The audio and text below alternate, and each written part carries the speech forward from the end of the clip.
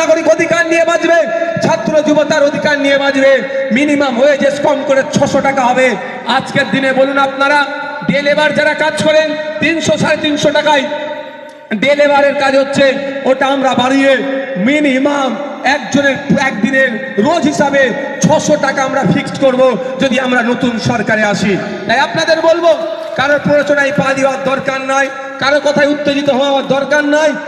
আমি শুধু যেভাবে স্রোতের বিপক্ষে দিয়ে 2021 সালে আপনারা দৃষ্টান্ত তৈরি করেছিলেন, সারা রাজ্যের মানুষকে যখন বিজেপি তৃণমূল মিলে ভয় দেখিয়ে দিয়েছিল এনআরসি সিএ করে নাকি দেশ থেকে তাড়িয়ে দেবে আর তৃণমূল নাকি তাকে আটকে দেবে, এই গল্পেতে যখন ভয় পাইয়ে দিয়েছিল, একমাত্র ভাঙনের বীর পুরুষরা, ভাঙনের বীরাঙ্গনারা, ভাঙনের মায়েরা, ভাঙনের বাপেরা স্রোতের বিপক্ষে গিয়ে আমাকে জিতিয়ে বিধানসভার মধ্যে পাঠিয়েছিল।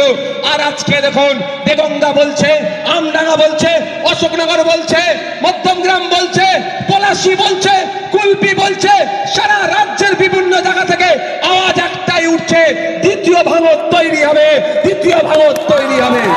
আজকে ভাঙড়ের মানুষকে আমি স্যালুট জানাই, ধন্যবাদ জানাই। ভাঙড়ের মানুষ যে আশার বীজ বপন করেছে, যে রাস্তা দেখিয়েছে, এক বিধায়ক 293টা বিধায়ককে হিলিয়ে দিতে পারে, অন্য অন্য বিধানসভার মানুষেরাও সেই সাহস পাচ্ছে যে নওশাদ সিদ্দিকীর সাথে 2026 সালে শুধু নওশাদ সিদ্দিকী একা যাবে না, ক্যানিং পূর্ব থেকে যাবে, ক্যানিং পশ্চিম থেকে যাবে, কুলপি থেকে যাবে, রায়দিঘি থেকে যাবে, বাসন্তী থেকে যাবে, মিনাখা থেকে যাবে, এমন করে রাজ্যের বিভিন্ন প্রান্ত থেকে বিধায়ককে জিতিয়ে নওশাদ সিদ্দিকীর দ্বিতীয় তৈরি করে আইনসভার মধ্যে পাঠাতে হবে।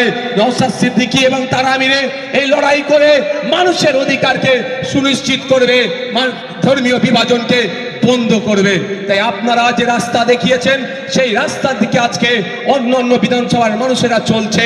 তাই ভাঙড়ের মানুষকে বলবো, আমাদের কাছে একটা বড় সুযোগ এসেছে রাজ্যের মানুষকে প্রমাণ দেওয়া যে ভাঙড় পথ দেখায়। কেমন পথ? মমতা ব্যানার্জি যাকে নিজে বলছে তুই বোম্বা দিস, তাকে ভাঙড়ের বিধায়ক বানিয়ে, তাকে তৃণমূলের প্রার্থী বানিয়েছে, যাকে national human rights commission notorious criminal বলছে, কুখ্যাত দুষ্কৃতী বলছে, তাকে মমতা ব্যানার্জি ধরে ভাঙড়ের মানুষের মাথার উপরে বসাতে চাইছে।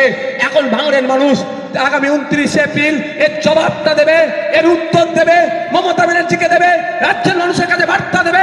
ভাঙড়ের পবিত্র ভূমিতে কোনো বোমবাদা লোকের ঠাঁই হবে না, ভাঙড়ের পবিত্র ভূমিতে কোনো নটোরিয়াস ক্রিমিনালের ঠাঁই হবে না।